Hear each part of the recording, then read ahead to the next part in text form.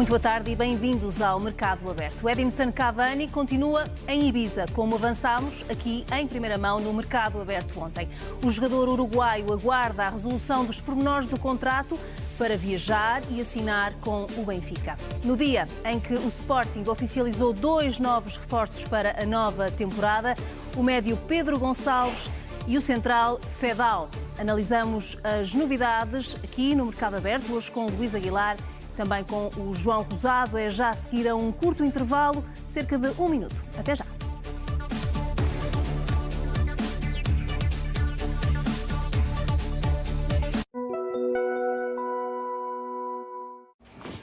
Mãe, pai, este é o meu namorado, o Caveira.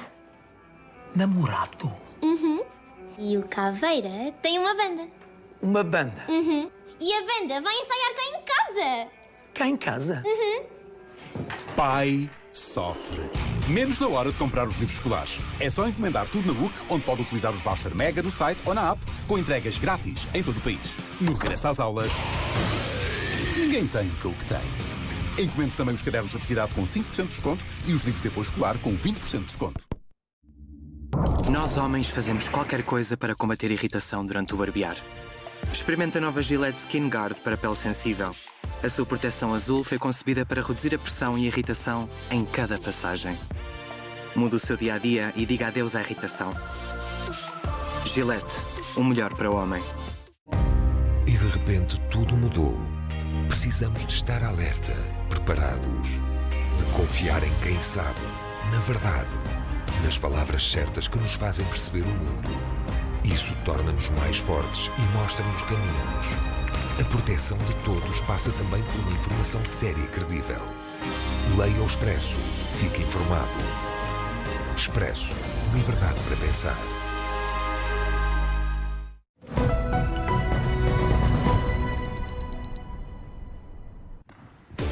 Estamos de volta no Mercado Aberto. O Edinson Cavani continua em Ibiza, como avançámos em primeira mão aqui no Mercado Aberto ontem.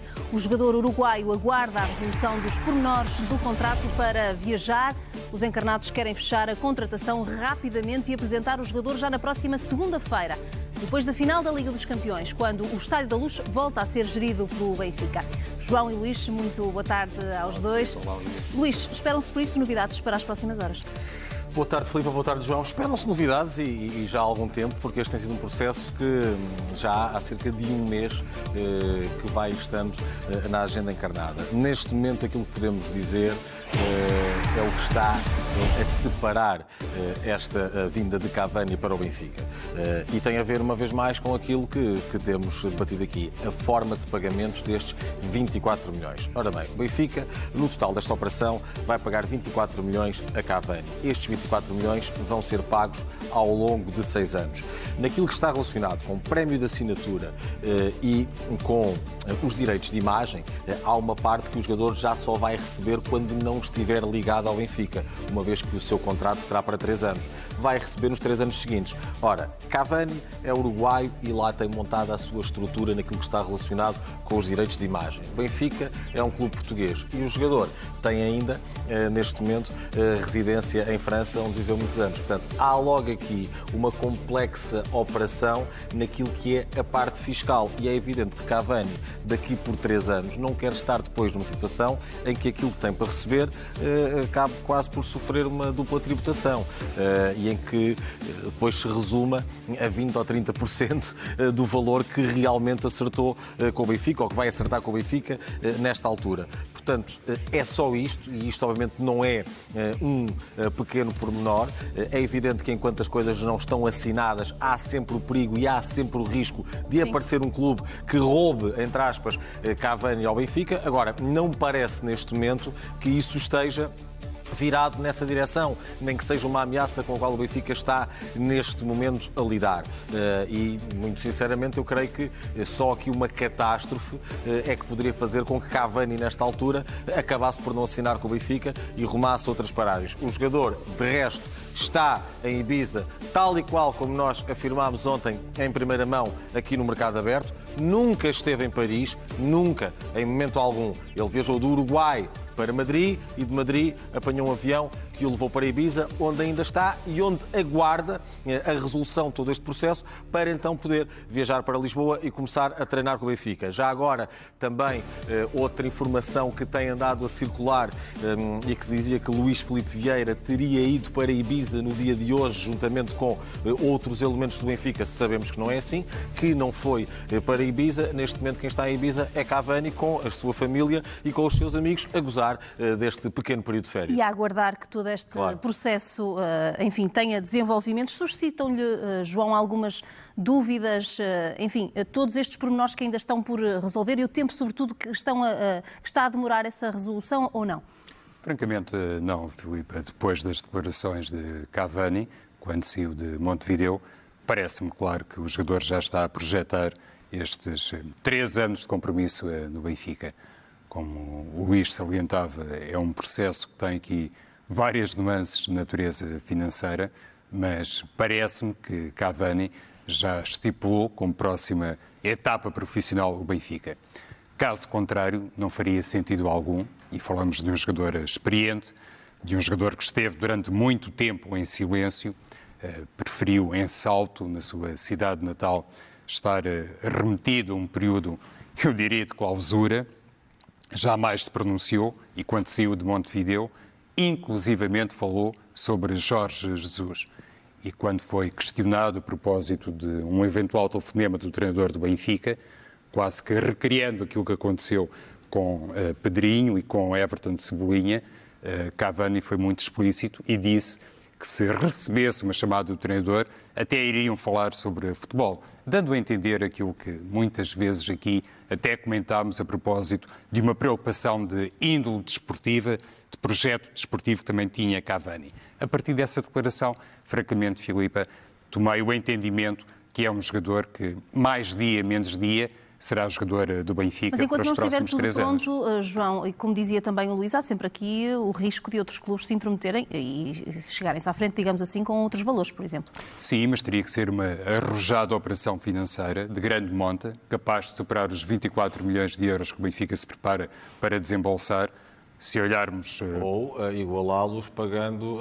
mais rapidamente. Em condições mais vantajosas do ponto de vista fiscal, não é, Luís? Se olharmos para o mercado norte-americano, se olharmos para aquilo que também aqui no programa várias vezes denunciamos, por assim dizer, a propósito de determinados investimentos que estão a ser feitos em clubes italianos, eu até posso admitir que repentinamente existe aqui um contexto financeiro particularmente confortável por parte de uma entidade que seja capaz de seduzir Cavani. Mas mantenho, terá que ser algo subejamente vantajoso para Cavani do ponto de vista financeiro, porque no que toca à parte desportiva, e eu creio que era algo que estava um bocadinho em aberto, o projeto Benfica convenceu o jogador. Luís, já aqui disseste que Luís Filipe Vieira não está em Ibiza, mas acreditas que o envolvimento direto com a presença de Luís Filipe Vieira, neste momento, junto do jogador, poderia acelerar de alguma forma o processo ou não? Sinceramente, eu acho que tudo aquilo que tinha para ser acertado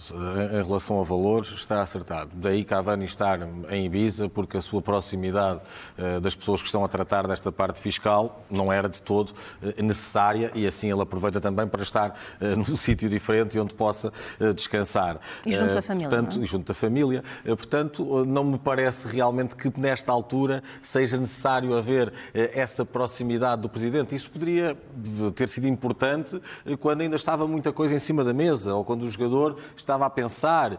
Agora não, há aqui claramente uma série de pontos que estão definidos, falta é depois perceber a forma como este pagamento será estruturado. E isso não é um assunto já nesta altura que mereça, obviamente, esse contacto e essa proximidade. Creio que a mesma acontecerá depois quando tudo estiver ultrapassado e aí sim o Benfica deverá preparar uma apresentação diferente para Cavani do que aquilo que tem feito com outros jogadores e, nomeadamente, fez na semana passada com 3 dos seus reforços. Já são várias apresentações diferentes. Sim, mas esta aqui parece-me que, há pouco tu focavas isso mesmo, que um jogador destes, talvez a ideia possa ser apresentá-lo no Estádio da Luz e não necessariamente no Seixal, onde têm acontecido estas cerimónias de apresentação em relação a alguns reforços. Agora, é evidente que estamos aqui a falar de um processo difícil, um processo complicado, porque é um esforço financeiro grande que o Benfica está a fazer. É também uma operação que não se vê muitas vezes, não é a primeira vez que isto acontece na história do futebol, mas não se vê muitas vezes isto de um contrato para 3 anos e pagar em 6 anos, o que obriga logo aqui também uma ginástica financeira um pouco diferente e daí, obviamente, esta demora. Por outro lado, Cavani também, durante o tempo em que esteve sem clube e que esteve a gozar de umas férias cararas maiores que passou nos últimos 10 anos da sua carreira, porque é um jogador também que não tinha sempre esta oportunidade, porque quando não estava no clube, depois ia para as fases finais com a sua seleção. Claro que todo esse período em que ele esteve sem clube deu depois aqui também aso a outro tipo de especulações e também a aproximações de diferentes clubes que não o Benfica. Agora o João há pouco sintetizava isso. Este projeto Benfica, esta possibilidade de Cavani continuar a jogar a um nível alto, ao invés daquilo que poderia acontecer no Inter Miami, nos Estados Unidos, são importantes para ele, porque é um jogador que, apesar destes 33 anos, mostra-se em grande forma, mostra vontade de estar a competir ao mais alto nível. E obviamente que isso é a Europa e isso poderá ser uma Liga dos Campeões caso o Benfica garanta essa entrada, porque aqui na cabeça de Cavani, e o próprio falou nisto também à saída, está sempre o que ele pode ainda fazer na sua seleção, aquilo que ele pode fazer já no próximo ano na Copa América e depois no Mundial do Qatar em 2022. E aí sim, creio que depois de tudo isso, ele começa a pensar ao fim do ano, talvez vá aqui fechar e encerrar a minha carreira. E é evidente que um jogador também que quer aparecer na sua seleção em grande forma não vai competir para os Estados Unidos com todo o respeito que a MLS merece, obviamente. Já vamos voltar a conversar, mas para já estabelecemos contacto em direto com o Uruguai e com o Sebastián Giovanelli, ele que é jornalista da televisão nacional do Uruguai, a quem agradecemos naturalmente a presença no nosso mercado aberto. Sebastián, perguntar se tem novidades sobre esta negociação e todo este processo que se vai arrastando ao longo das últimas semanas. Tem algumas novidades sobre as últimas horas? ¿Qué tal? ¿Cómo están? Aquí es mediodía, un placer saludarles a la distancia. Bueno, la realidad es que el dato que nosotros tenemos aquí en Uruguay es que el día de mañana va a viajar el empresario que maneja a Darwin Núñez. Y empiezo por ahí, más allá de que me preguntaban por Cavani. Y si quieren hablo primero de Cavani. Cavani está en Ibiza de vacaciones con su esposa, con un grupo de amigos, y de acuerdo al dato que nosotros manejamos aquí, en las próximas horas va a estar cerrando su contrato y toda su vinculación con el Benfica. Hay diferencias que tienen que ver con las formas, no con el dinero. El dinero está arreglado. El dinero que Cavani pidió, Benfica se lo va a dar. Por tanto, allí no va a haber ningún problema en relación a que el jugador llegue al conjunto de las Águilas. Hay un tema con las formas de pago que sí están definiendo en las próximas horas los empresarios que trabajan con Cavani, su hermano Guglielmone y sus socios. Eso con respecto a Cavani. Sé que en las últimas horas Almería del fútbol español. Lo que tengo para decir sobre Núñez es que su empresario va a estar viajando en la jornada de mañana rumbo a Europa. ¿Hay alguna chance más, además de Benfica, para el jugador? Pero en una primera instancia, en el caso de que Almería pague, en realidad de que Almería reciba lo que el Benfica pide, probablemente Núñez también vaya a Benfica. Un detalle no menor sobre el tema de Núñez, y es que el empresario Edgardo La Salvia, quien trabaja con el futbolista, sabe que Jorge Jesús pidió que Darwin también vaya al Benfica. Con lo cual esto le da tranquilidad al futbolista, que si bien tiene, insisto, algunas otras ofertas, estaría dispuesto a ir a Benfica producto del interés de Jorge Jesús y también producto de la llegada de Cavani. Compañeros en la selección de Uruguay y que ahora podrían ser compañeros en el Benfica. Insisto, este jueves viaja su empresario Edgardo La Salvia rumbo a España para conversar con el jugador, para conversar con Almería, que es el dueño de la ficha del jugador. Si Almería no acepta, Núñez no puede irse a Benfica. Si Almería acepta, Núñez aceptaria também a oferta das Águilas. Só para esclarecermos, qual o valor que está aqui em cima da mesa pelo jogador? Não te entendi. Perdão. Dinheiro. Quanto dinheiro vai pagar o Benfica pelo jogador? Bueno, aparentemente está pidiendo Almería cerca de 20 millones, lo cual sería una complicación teniendo en cuenta que el futbolista no es libre. Pero hay que esperar, de pronto aparece alguna negociación. Me hablaban de que algún futbolista del Benfica pudiera ir cedido a la Almería, que va a jugar en la segunda división. Hay que esperar la fórmula que aparezca por parte de Benfica para seducir a la Almería. Recordar que Almería va a jugar en la segunda división y de alguna forma Darwin Núñez tiene aspiraciones de primera. Muito bem. Sebastiano, muito obrigada mais uma vez pela sua presença no nosso Mercado Aberto, aqui com algumas informações sobre o Cavani e também com informações sobre Darwin, o novo jogador que está, Darwin Núñez, assim é que é, o jogador que o Benfica está a negociar com o Almería. Mais um jogador uruguaio, tem 21 anos, marcou 17 golos em 31 jogos na primeira experiência na Europa, na Primeira Liga Espanhola. O jogador custou ao Almería 4 milhões de euros quando o clube o contratou ao Peñarol.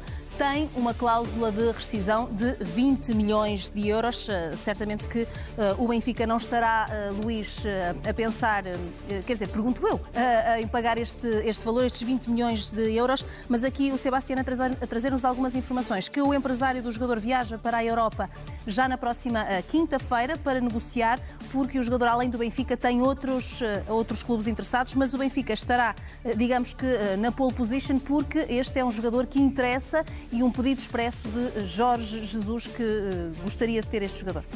Sim, primeiro o valor. A cláusula até podia ser de 200 milhões. É evidente que o Benfica não pagará 20 milhões por este jogador e atrevo-me a dizer, ninguém o fará. E sem qualquer desprestígio para Darwin Núñez, ele fez uma época interessante, mas foi na segunda Liga Espanhola, marcou vários golos. É verdade que o Almería até chegou ao play-off de subida com um treinador português, que entrou e apanhou logo esse play-off, José Gomes, acabou por ser eliminado pelo Girona. Além disso, o jogador custou, no verão passado, ao Almería 4 milhões de euros. Portanto, mesmo que a segunda Liga Espanhola seja uma competição mais valiosa do que a portuguesa, por exemplo, também não é assim. Não é para, de repente, serem de lá jogadores por 20 milhões de euros. Como tal, acho que esse valor é totalmente fora da realidade. O Benfica pagou isso por Cebolinha. Cebolinha é um internacional brasileiro. Atenção, não estava na segunda divisão do Brasil. Portanto, não vai gastar isso. Há pouco falávamos de Cavani. Mas também pagou por Raul de Tomás. Pois, tudo bem, mas Raul de Tomás pagou pelo rótulo Real Madrid. Era um jogador ligado ao Real Madrid. Não propriamente por aquilo que eram os clubes onde ele andava emprestado. E tinha marcado aqueles golos todos na Primeira Liga. A equipa desceu, mas os golos foram marcados na Primeira Liga Espanhola. Há pouco falávamos aqui de Cavani, que custará ao Benfica em 6 anos qualquer coisa como 24 milhões de euros. E Darwin Núñez só custava menos 4 milhões do que isso. Portanto, não acredito na cláusula, acredito sim nisto que o Sebastião nos trouxe aqui. O Benfica tem realmente um leque de jogadores para colocar. E pode ser que, convencendo algum deles a arrumar o Almería, consiga aqui uma redução deste preço. Sendo que, atenção, tratando-se de um jovem de 21 anos, com algum potencial, que já foi uma vez internacional lá pelo Uruguai, parece-me que, mesmo assim, um valor de 10 milhões de euros é demasiado nesta altura. Mas aí podemos sempre entrar naquela ideia que é os clubes a pagarem não propriamente o que o jogador vale, mas aquilo que poderia valer, e protegendo-se aqui da concorrência. Essa concorrência, segundo aquilo que foi dito pelo empresário do jogador Edgardo La Sálvia ao jornal Record, é de clubes como Inter, Betis, Wolfsburgo e diz também alguns clubes franceses, sem referir quais. É evidente que clubes como o Inter e como o Wolfsburgo podem ser aqui candidatos de respeito em matéria financeira. O Betis vive hoje uma situação mais complicada do que aquela que tinha na época anterior. Mas, ao que parece, é um pedido expresso de Jorge Jesus e está aqui o Benfica na linha da frente. Isto também pode aqui intensificar mais aquela ideia que existe de que elementos como Diego Sousa e Seferovic não irão fazer parte do plantel do Benfica na próxima época. Compreende este gosto de Jorge Jesus pelo futebol deste jogador? Também é um jogador que lhe agrada, João? Sim, ele inclusivamente é visto como, curiosamente, o novo Cavani. Obviamente uma diferença de 13 ou 12 anos entre ambos. Essa primeira internacionalização pela seleção sénior do Uruguai, de que falava o Luís, foi culminada em golo. Ele estreou-se e marcou um golo de cabeça e é representado por alguém que, creio que no passado, inclusive, já fez negócios com o Benfica e, concretamente, durante o tempo de orientação técnica de Jorge Jesus. Um jogador como Jonathan Rodrigues, que passou pelo Benfica há 5 anos, é representado pelo empresário de Darwin Sanchez, que está muito habituado a trabalhar com treinadores portugueses. Houve esta circunstância de José Gomes, mas convém recordar que o Almeria, com Mário Silva, com Pedro Emanuel, enfim, teve durante muito tempo sempre esta aposta vincada no mercado português no que se refere aos treinadores. E acredito que José Gomes, se foi consultado por alguém do Benfica, de certeza que ratificou todo este potencial que se reconhece em Darwin Sanchez, que teve... Núñez, que teve há 3 anos uma lesão grave. Ele foi operado 2 vezes ao joelho, mas recuperou plenamente. E então Núñez, agora no Almeria, Filipa, tem-se encarregado de vincar também essa grande competência competitiva. É um jogador destro, um jogador corpulento, um jogador alto, mas que pode fazer os 3 corredores. E parece-me que a circunstância de o Almeria ter falhado o ingresso, a promoção para a primeira, para a principal Liga de Espanha, pode facilitar aqui algo do ponto de vista financeiro. Há também um jogador que é representado por Edgardo Salvasia, é assim que se pronuncia? La Sálvia. La Sálvia, Luís. Há um jogador, uma grande promessa do futebol uruguaio, que é Facundo Pelistri, que joga no Peñarol, tem apenas 18 anos, e é visto também como alguém que mais dia, menos dia, vai saltar para o mercado europeu. Enquanto isso não acontece, já cá está Darwin Núñez e pode, acredito eu, o Benfica, se tiver interesse neste jogador, pode fazer a tal aproximação financeira com a Almeria, beneficiando da circunstância da equipa ter ficado na segunda Liga. E pode o Benfica também beneficiar do facto de Cavani poder estar a caminho do Estádio da Luz para convencer o jogador perante outros interessados na contratação. No banco, de certeza. Não sei se isso também é um grande argumento, só por serem compatriotas. Foi o que o nosso colega Sebastián disse, ter um colega de seleção na próxima equipa que representa Darwin Núñez, este que é um jogador que interessa ao Benfica para o ataque. Avançamos para o Sporting. Fedal foi oficializado há cerca de 1 hora como reforço dos Leões. O central marroquino de 31 anos deve custar cerca de 3 milhões de euros aos cofres leoninos. Assinou por 2 temporadas com mais uma de opção. Ontem chegou a Lisboa, esteve na academia, fez exames médicos necessários para a assinatura do contrato, que é agora oficial. O defesa marroquino diz que está pronto para assumir um lugar no 11 dos Leões. Estoy muy feliz de estar aquí, de poder pertenecer a este grandísimo club y bueno, ojalá pueda. Lo único que puedo prometer es compromiso, trabajo, sacrificio, lucha, entrega y hasta el final y bueno, eso nunca va a faltar de mí y ojalá pues podamos conseguir nuestros objetivos. Yo me adapto a lo que nuestro míster Rubén quiera y si quiere jugar con 4-4, 3-3, tengo que jugar de delantero, lo que él decida, ¿no? Yo estoy a su disposición para lo que él necesite de mí y yo intentar demostrar que estoy ahí. Está oficializado o Fedal como reforço do Sporting. João, um bom reforço, um bom jogador para a equipa de Ruben Amorim? Sim, experiente dentro daquilo que é possível ao Sporting, que está inclusivamente a gastar dinheiro noutros setores do campo, como é natural. É uma equipa que precisa de se reforçar, eu diria, de trás para a frente. Se calhar é algo que acaba por atingir todas as remodelações de plantel em qualquer circunstância, mas é um Sporting que pretende essencialmente substituir Mathieu e nessas circunstâncias, olhando para as características deste jogador, para a experiência que acumulou, obviamente, no Campeonato Espanhol e na equipa do Betis, parece-me que Ruben Amorim tem realmente um elemento que pode muitas vezes solucionar em definitivo a saída de Mathieu, porque quando aconteceu isso, quando o francês se lesionou e automaticamente deu por finda a carreira, houve ali, digamos que, uma tentativa de adaptação de Marcos Acunha, a falso central e a falso lateral esquerdo.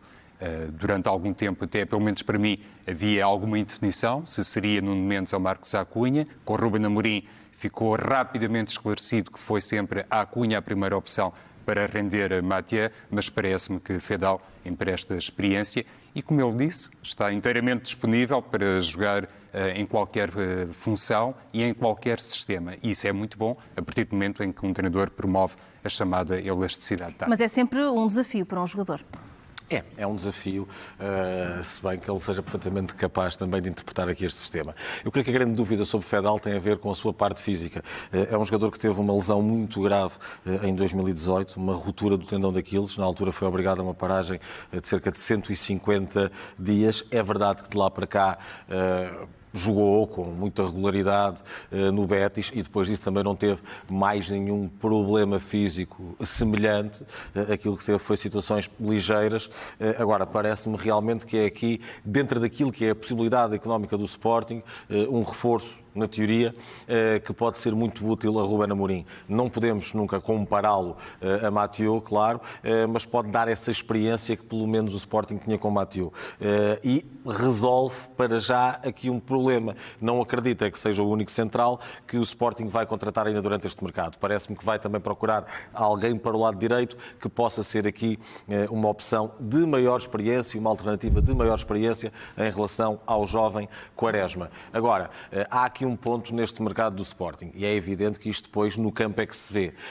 Mas olhando para os alvos, para a forma como estão a ser escolhidos, para a forma como este trabalho está a ser feito, não parece um mercado tão disparatado como aquele que o Sporting realizou no ano passado, por esta altura. Parece que há aqui jogadores que são escolhidos para uma ideia de jogo, sim, uma ideia de jogo que está a ser desenvolvida pelo treinador e que está aqui em consonância com os homens depois que vão à procura destes jogadores. Aliás, as alterações que o Sporting está a fazer não são apenas no plantel, prendem-se também com aquilo que é a sua estrutura do futebol. Portanto, exato, há alguns acertos aqui nessa parte para tentar não repetir erros de um passado recente, erros esses pelos quais o Sporting ainda hoje paga e paga bem, aliás. Portanto, um jogador como Fedal, assim como outros têm sido contratados, parecem, pelo menos nesse plano teórico, tiros certeiros. Vamos avançar porque o Sporting não oficializou apenas Fedal. Hoje, ao início da tarde, também tornou oficial a contratação de Pedro Gonçalves ao Famalicão. Médio de 22 anos, conhecido no mundo do futebol por Pote. Assinou um contrato de 5 épocas, fica com uma cláusula de rescisão no valor de 60 milhões de euros. O jogador custa cerca de 6 milhões e meio de euros por 50% do passe. Pedro Gonçalves destacou-se na época passada ao serviço do Famalicão, onde realizou 40 jogos, marcou 7 golos. Relação preço-qualidade, digamos assim, João, qual a sua opinião? Eu creio que Pedro Gonçalves justifica isto. Na ótica do Sporting, obviamente, também justifica, mas corresponderá claramente também aqui a um grande esforço financeiro. Isso parece-me também relativamente fácil de entender. O Luís falava de um projeto, de uma filosofia desportiva, de algo que, no fundo, deve sempre nortear o mercado de qualquer equipa.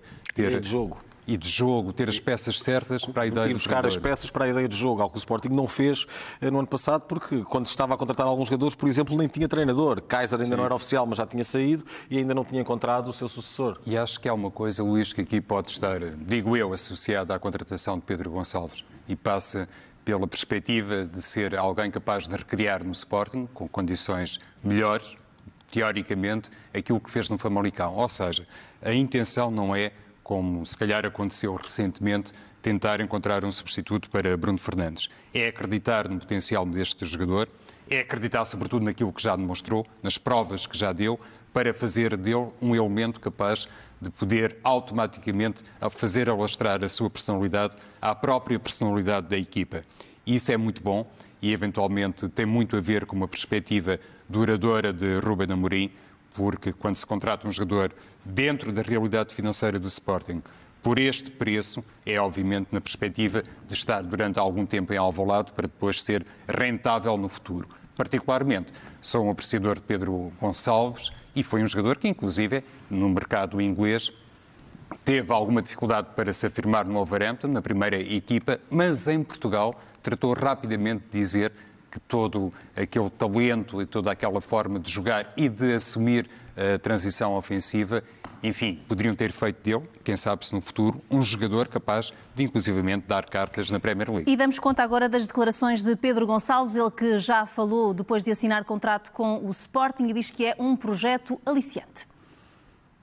É um grande orgulho poder vestir esta camisola, é um dos grandes de Portugal e com certeza que vou dar tudo pelo símbolo e pela família sportinguista.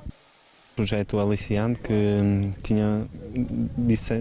deram-nos como objetivo de ganhar todos os jogos e que possamos dar as maiores alegrias aos adeptos. Quer Pedro Gonçalves dar alegrias aos adeptos? Acreditas que é de facto aqui um tiro certeiro do Sporting, sendo que havia outros clubes, nomeadamente o Futebol Clube do Porto, que foi noticiado nas últimas semanas, que também estariam interessados no jogador? Sim, o Sporting agiu rápido, conseguiu chegar aqui a um acordo com o Famalicão, oficializou um jogador, era uma das figuras do Famalicão. O Famalicão foi a equipa sensação do último campeonato. Ele, apesar da sua juventude, acabou até por ser capitão algumas vezes, o que denota aqui também uma parte de liderança importante. Um jogador já com uma experiência internacional. Não nos podemos esquecer que ele, quando ingressou no Famalicão, antes disso esteve no Wolverhampton, era mais um daquela armada portuguesa que o Wolverhampton tem há algum tempo, se bem que não na equipa principal, sobretudo no Sub-23, mas esteve lá e tem essa experiência, parte da sua formação do Braga. Agora, aqui uma vez mais, batemos na parte do negócio. O Sporting paga 6,5 por 50% do passe, ou seja, há aqui uma avaliação de 13 milhões de euros. Claro que não tem 13 milhões de euros para dar pelo jogador e pelos 50%. É evidente que na parte desportiva, creio que o Sporting consegue aqui um extraordinário reforço, olhando bem para o mercado nacional e alguém que pode emprestar muita qualidade. Na parte financeira vamos ver, porque com uma valorização que o jogador pode obter, o Sporting se calhar vai receber propostas no futuro que, sendo vantajosas, acabarão por ser más, porque tem sempre que dar 50% a outro clube e, portanto, pode aqui não vir a fazer um grande negócio na parte financeira. Mas lá está, só pode pensar uma coisa de cada vez e depois também não há dividendos financeiros se a parte desportiva não correr bem, não é? Luís, vou convidar-te para ir Claro. até ao nosso ecrã gigante. Espaço garantido no 11 titular para Pedro Gonçalves perante este Seria atual estranho. plantel do Sporting? Filipe, seria muito estranho o contrário. Evidentemente, se estivéssemos aqui em conversa com o Ruben Amorim, eu diria, mas no contrato não está que é obrigatório ser titular. Como arrumar aquelas peças, João? Sim, mas a maneira como normalmente decide a equipa, em 3-4-3, eu creio que fomenta, inclusivamente para o próprio Pedro Gonçalves, uma possibilidade de poder jogar, ainda que ocasionalmente, mais descaído para um corredor lateral. Vejo isso, francamente, como algo absolutamente equacionável. Não é o seu território favorito. Ele, no Famalicão, jogava noutro registro, uma equipa, para já do ponto de vista tático, arrumada por João Pedro Sousa de outra maneira, e Pedro Gonçalves era quase que o 10, o primeiro apoio do ponta de lança Martínez, normalmente Tony Martínez. Por isso, seria sempre diferente para ele encaixar-se no Sporting, e sobretudo num contexto diferente do ponto de vista estratégico. Mas pode ser que Ruben Amorim equacione isso se o Sporting for ainda mais ativo na procura de soluções ofensivas no mercado, e um jogador com a categoria de Pedro Gonçalves de certeza que será capaz de se adaptar se a função for, imaginemos, em certa medida recriar o que João Mário, por exemplo, fazia no Sporting, inclusive é com Jesus, jogando num corredor lateral para depois assumir função interior. Pedro Gonçalves, que vai tornar-se, Luís, um dos jogadores mais caros da presidência de Frederico Varandas. Sim, Filipe, sem dúvida. Estes 6,5 milhões por 50% do passe fazem com que Pedro Gonçalves entre diretamente para um top 5 dos mais caros desde que Frederico Varandas é presidente do Sporting. O primeiro deles é Luciano Vieto, mas aqui num negócio muito particular. Na altura o Sporting tinha conseguido um acordo com o Atlético Madrid e depois, por Gelson Martins, e depois acabou por ficar com Luciano Vieto. Ou seja, nunca pagou verdadeiramente estes 7,5 milhões, simplesmente recebeu menos daquilo que poderia entrar de Gelson Martins. O que aqui também, entre aquilo que é gasto pelo Sporting, faz desde logo Pedro Gonçalves o jogador mais caro. Ou seja, o Sporting vai mesmo ter que pagar estes 6,5 milhões por 50% do passe ao Famalicão. Não há aqui outro tipo de negócio envolvido. Depois do médio temos András Sporar, ponta de lança contratado no mercado de inverno da última temporada por 6 milhões de euros. Valentin Rosier, um jogador que está para sair do Sporting, foi uma contratação da última temporada. Havia muita expectativa em relação a este lateral direito francês. A verdade é que o mesmo acabou por nunca corresponder e faz parte de um alargado leque de jogadores que Ruben Amorim quer colocar e com os quais não conta no plantel. Por último, Rafael Camacho, outra situação muito particular. Contratado ao Liverpool na época passada, 5 milhões de euros, mesmo valor do que Valentin Rosier, e que poderá também ele estar agora de saída. Um jogador que prometeu muito, a alinhar sobretudo a extremo direito, mas pode agora não ter espaço neste novo 11 que Ruben Amorim está a delinear. O que é que vemos aqui? Que todos estes jogadores, à exceção de Pedro Gonçalves, acabaram por ser contratados na última época. Luciano Vieto é sem dúvida um talento. Os outros jogadores, Sporar, ainda lhe faltará algum tempo para se poder assumir como uma referência do Sporting. Outros acabaram por não resultar. E poderíamos juntar, obviamente, a estes mais alguns jogadores que o Sporting contratou no último mercado, como Eduardo, por exemplo, por valores mais baixos, mas que também estão neste momento prontos para sair do Clube de Alvalade. Balanço destas contratações da era de Frederico Varandas, também com Hugo Viana. Ora, Beto já não é o team manager do Sporting e Hugo Viana assume agora uma posição mais próxima da equipa. São as alterações na estrutura do futebol do Sporting. Beto foi convidado a exercer novas funções, está a ponderar. Ao que o mercado aberto apurou, Vasco Fernandes, até agora secretário técnico, sobe na estrutura e acumula as questões logísticas com os assuntos relacionados com a Liga de Clubes. Que leitura, João, faz destas alterações na estrutura, esta espécie de remodelação na estrutura do futebol do Sporting? Francamente, não estou surpreendido, Filipe, à luz, obviamente, não do trabalho que possa ou não ter sido ilustrado por Beto. Não estou em condições para fazer o escrutínio de toda essa matéria, mas considerando aquilo que já uma vez, pelo menos uma vez disse aqui, atendendo ao perfil de Frederico Varandas, do presidente do Sporting, e sempre ao gosto que assumiu e também à especialização que como que reivindicou no futebol, querendo eu próprio assumir esse dossiê, eu acho que acaba por ser uma mudança natural.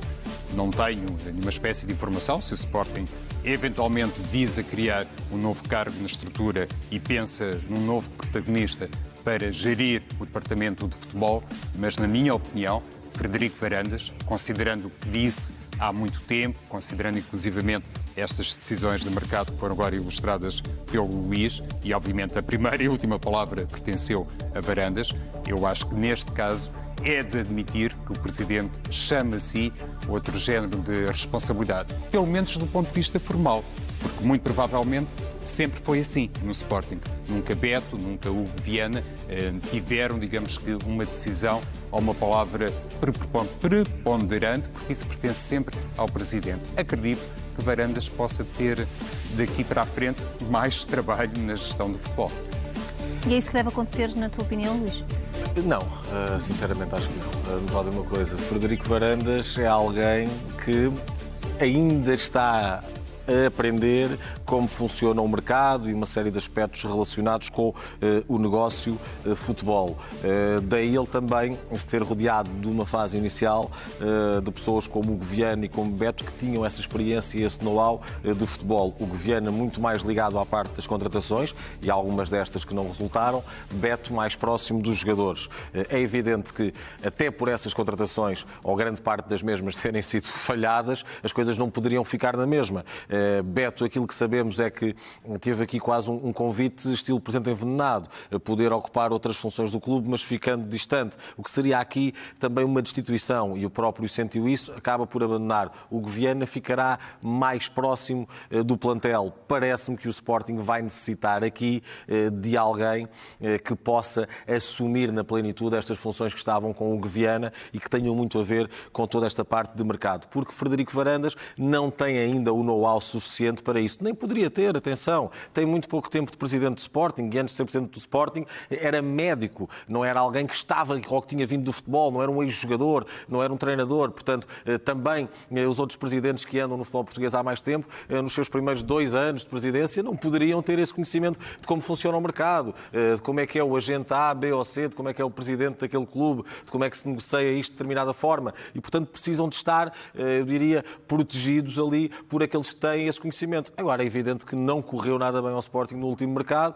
Neste, para já, está a correr de outra forma. Eu também não acredito que isto seja tudo dedo e negociação muito forte de Frederico Varandas, porque é impossível, num espaço de meses, até mesmo com a pandemia, que a ele nem sequer lhe deu tempo de poder fazer algum estudo e alguma pesquisa sobre isso, porque esteve a servir o país, poder agora ter aqui um papel muito certeiro neste tipo de contratações. Há, obviamente, aqui um apoio e Frederico Varandas está também ele a fazer o seu crescimento dentro daquilo que são as funções de presidente do Sporting. Mas ele é que se assumiu como um especialista em futebol. Pois, mas isso é o que ele se assume, é uma coisa, é verdade, se assumiu, mas está visto que, olhando para aquele quadro que eu apresentei aqui, deixando muitos outros nomes de fora, não pode de todo ser um especialista em futebol. É evidente, sendo ele o presidente, é ele que põe lá a caneta no fim, é ele que diz sim ou não. Agora, parece-me é que também não tem conhecimento suficiente para poder ir contra algumas coisas que lhe tragam e algumas coisas que lhe levaram. E além de conhecimento, também não tem outra coisa, que é mais importante, dinheiro suficiente. Mas pode levantar, inclusive, outra questão, que é saber até que ponto, se, por exemplo, esta via interpretativa do Luís for suficientemente válida, por exemplo, em detrimento da minha, até que ponto é que o Sporting não poderia ter feito já as coisas um pouco ao contrário? Ou seja, primeiro escolher uma pessoa para o futebol, esse diretor-geral, esse elemento capaz de ter uma experiência acumulada no mercado. Arrumar a casa ao contrário, claro que poderia, claro que poderia tê-lo feito. Para escolher em função daquilo que fosse também o critério, não apenas do treinador, digo eu, mais importante, mas sobretudo dessa pessoa. Até porque houve tempo para isso. Veja-se uma coisa, o Sporting tem o treinador fechado há muito tempo, já estava a trabalhar na última época e também percebeu que aquilo que foi o seu modo de atuação em mercados anteriores não servia e que alguma coisa tinha de mudar. Portanto, poderia ter feito essa reorganização de outra forma. Agora, faz todo o sentido que exista aqui uma nova abordagem, pelo menos ao plano das contratações. Isto nada tem a ver com saída de Beta, atenção. Essa parece-me que é aqui outra coisa. Mas talvez para recolocar o Viana numa posição ainda assim importante, mas não tão decisiva como a que tinha, talvez Beto também não quisesse ter menos espaço e menos estatuto do que aquele que possuía anteriormente e com alguma razão da parte dele, porque Beto é um símbolo do Sporting. Não é? Vamos avançar. Sporting e Futebol Clube do Porto estão na luta por Nuno Santos. O jogador foi autorizado a não treinar no regresso do Rio Ave ao trabalho e aguarda pela decisão sobre o futuro. Sporting e Futebol Clube do Porto tentam a contratação do médio. O Rio Ave quer um valor a rondar os 5 milhões de euros. Sim, o Rio Ave quer... O Porto, aliás, está interessado em poder pagar 5 milhões de euros. Eu acredito que o Rio Ave até queira aqui um pouco mais por um jogador que prometeu muito no Benfica. Teve uma lesão muito complicada logo no início da sua afirmação como profissional e que depois recuperou e acabou por ser uma peça decisiva. Não só neste Rio Ave de Carvalhal, já o era anteriormente. E é um jogador que está ainda numa belíssima idade, portanto tem aqui uma margem de crescimento considerável, conhecedor do campeonato português e que pode ser aqui um reforço muito interessante para qualquer uma das duas equipas. Eu, muito sinceramente, olhando para um e para o outro plantel em relação ao Nuno Santos, nem consigo dizer qual delas precisa mais dele, porque a tendência é dizermos que é o Sporting, mas o Sporting já está também aqui a fazer algumas movimentações de mercado interessantes, tem vários jogadores que possam também jogar pelas faixas que já lá estavam. E no Porto não sabemos ainda também o que podem ser as saídas, mas sem dúvida alguma que é um jogador interessante e que este clássico para contratar Nuno Santos se entende na perfeição. É a minha deixa, João, para si. Enfim, qual destes clubes poderia precisar mais de Nuno Santos na equipa? Em teoria, onde se encaixaria melhor? Em teoria, o Sporting, pelo 3-4-3 mais habitual em Rubén Amorim, sobretudo em comparação com Sérgio Conceição, que está longe de ser um apologista desse sistema, considerando também aquilo que foram as formidáveis prestações de jogadores como Otávio, como Corona, para não falar de outros. Mas estás a falar de dois jogadores que também podem sair. Certo, portanto, não sei até que ponto é que o Porto não precisará depois de Nuno Santos. Embora não seja muito comum o Porto, por exemplo, jogar com um canhoto no lado direito. Muitas vezes o próprio Maragá fazia de falso extremo. Sim. Se calhar Rubén Amorim, quando tentou, se é que já desistiu disso, ou quando tenta seduzir Nuno Santos, é muito nessa perspectiva de fazer ver ao antigo jogador de Porto e de Benfica que pode ter condições para se assumir como flanqueador direito, sendo ele um canhoto. Um jogador que fez uma época, várias, mas esta última no Rio Ave também de grande esplendor, inclusivamente afirmando-se como um elemento determinante nos lances de bola parada. E do ponto de vista tático, só para reforçar isto, Filipa, acho que um 3-4-3, um pouco na linha do que muitas vezes criava Carvalhal no Rio Ave, é um sistema que permite outro tipo de explanação futebolística a um jogador como Nuno Santos.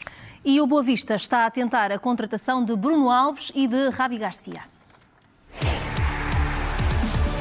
O central de 38 anos tem contrato com o Parma até 2021. Já o médio espanhol de 33 desvinculou-se esta segunda-feira do Betis. Está livre para decidir o futuro.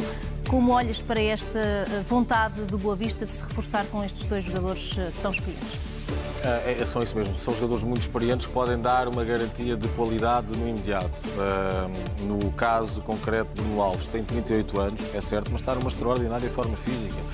E fez muitos jogos pelo Parma, no campeonato italiano, que fisicamente é muito mais exigente, ou é mais exigente que o português, também não vou dizer muito mais, mas é mais exigente que o português.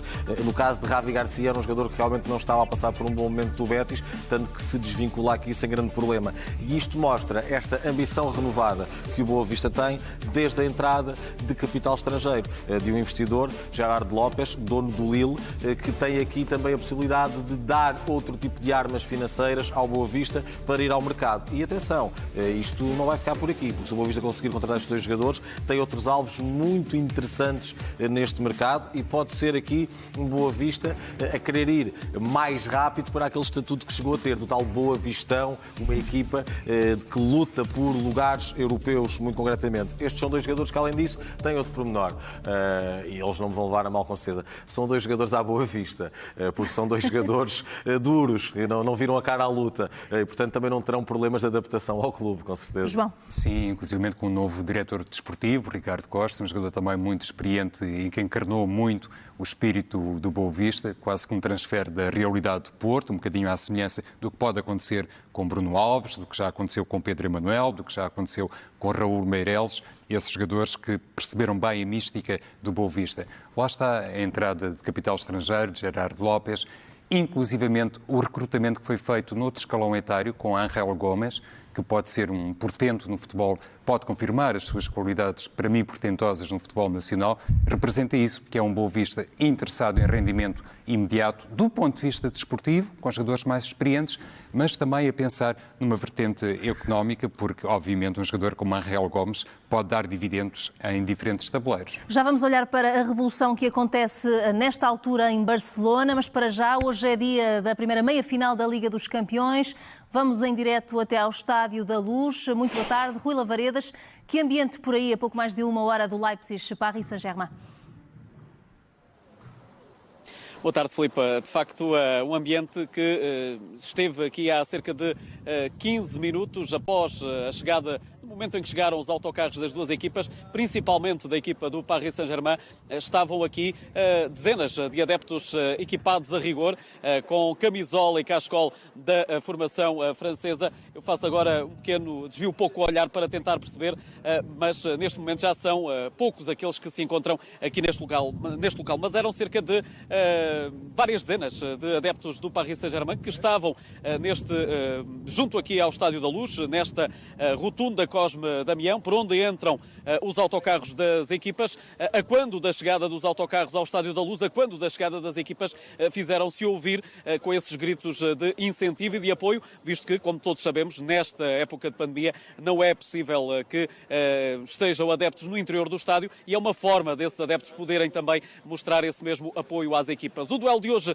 é entre dois, digamos que, novos ricos do futebol europeu. O caso do Paris Saint-Germain, uma equipa que, como sabe, é do milionário árabe Al-Khelaifi, que acaba por ser o dono desta mesma equipa. Do outro lado, a formação alemã, uma equipa muito jovem, um clube muito jovem, com 11 anos apenas desde que foi fundado o clube do Leipzig, que acaba por ser também uma formação que tem aqui diante do Paris Saint-Germain um duelo inédito para ver quem chega pela primeira vez. Estas duas equipas nunca estiveram na final da Liga dos Campeões, tem aqui essa oportunidade. Nota para aquilo que vão ser as duas equipas, a equipa do Paris Saint-Germain, que hoje não vai poder contar com Keylor Navas na baliza, Sérgio Rico deverá ser o guarda-redes titular e vai poder contar sim o técnico Thomas Tuchel para esta partida com Di Maria, que cumpriu castigo no jogo anterior, onde a formação venceu aqui mesmo no Estádio da Luz, a formação francesa venceu a equipa da Atalanta e por isso mesmo carimbou esse passaporte para as meias finais,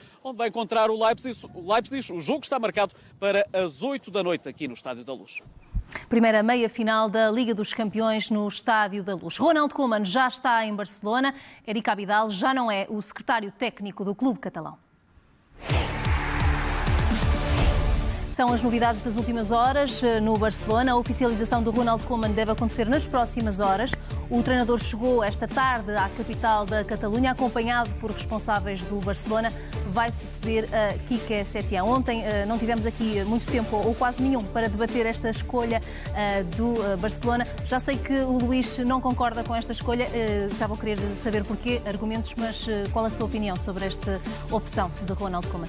A minha parece-me apropriada. Não sei se o entendimento do Luís resulta do facto de, durante muito tempo, Xavi Hernández ter sido apontado como potencial treinador do Barcelona. Eu creio que mais época, menos época, isso vai acontecer. Não será com o Josep Maria Bartomeu? Pode não ser, sim. Até por isso é que ele ainda não quis ir. Pode ter os dias contados, claro, não, Luís, o próprio presidente do Barcelona. Esta aposta em Koeman parece-me perfeitamente natural. Koeman também já passou pelo futebol português, tem uma história no Barcelona como jogador. Eu acho que isso influenciou a decisão que foi tomada agora pelos responsáveis do Barça, que tinham que depressa apresentar um nome, eu diria, suficientemente convincente, uma vez que Xavi pediu para esperar pelo menos mais 2 temporadas e, inclusivamente, há relatos que o próprio Koeman, não sei se a informação está confirmada ou não, já definiu 2 alvos. O primeiro é Danny van de Beek, do Ajax, que pode ser jogador do Barcelona. E o segundo é um colaborador direto, Alfred Schreuder, que esteve no Hoffenheim e, ao que parece, vai ser o ideólogo taticamente do próximo Barcelona. Ainda não é hoje, Luís, que te vou ouvir a falar sobre Ronald Koeman, mas vamos tentar amanhã, porque temos mais informações para dar sobre Edinson Cavani, já que lhe dissemos que ele continua em Ibiza, mas agora falou Tiago Pinto, falou à Sky Itália, diz que Edinson Cavani é um excelente jogador, mas que só pode falar sobre as contratações oficiais do Benfica e que Cavani ainda não é. Ainda não é oficial, diz Tiago Pinto, diretor do futebol dos encarnados à Sky Itália. Portanto, dá aqui também claramente a ideia de que isto é algo que está prestes a acontecer. Poderá estar por horas, poderá estar por 2 dias no máximo, mas claramente que já há toda esta abertura de vários elementos do Benfica em relação à negociação Cavani, que durante algum tempo parecia um segredo de Estado e que ninguém poderia falar nisso. O certo é que Jorge Jesus foi logo o primeiro a desmanchar um pouco a coisa quando deu uma entrevista à Benfica TV admitindo esses contactos com Cavani e o próprio papel de Luís Filipe Vieira aí. Depois foi o próprio jogador no aeroporto, agora é um elemento da estrutura do Benfica. Ainda não é oficial, ou seja, há aqui logo a leitura que se pode fazer em tudo isto. Ainda não é, mas estará para ser e é isso que, à partida, irá acontecer no decorrer desta semana. Diz também Tiago Pinto à Sky Itália que toda a gente fala de nós pelo que temos feito no mercado, mas que não mudou mudou muito em relação aos meses anteriores. Queremos formar uma grande equipa para aumentar o nosso nível. Mas mudou alguma coisinha, João? Mudou, inclusive na orientação técnica e mudou também no quadro eleitoral, e obviamente as coisas estão relacionadas, porque Vieira também, como homem experiente, o futebol terá aprendido com os erros e percebeu o que é que falhou em anteriores momentos, quando a equipa parecia mais capaz de conquistar coisa. Não muda muito em relação ao dinheiro gasto. Creio que é por aí que Tiago Pinto está a ir. As verbas gastas agora não são muito diferentes, já estavam a ser gastas anteriormente. Weigl 20 milhões, Pedrinho 20 milhões, portanto, anda ali muito perto disto, não é? Sim, mas quando o Benfica teve aquela experiência de poder conquistar o 5º campeonato seguido, houve críticas veementes a Vieira no sentido de não ter reforçado a equipa com um nível de investimento capaz de, entre aspas, garantir qualquer coisa. Esta grande equipa é no papel, falta confirmar na teoria. Já o estava aqui a apressar, João. Temos mesmo que fechar o nosso Mercado Aberto. Muito obrigada ao João e ao Luís pela presença no programa de hoje. Regressamos amanhã. Já a seguir o Miguel Ribeiro atualiza toda a informação. Para nós é tudo. Boa tarde.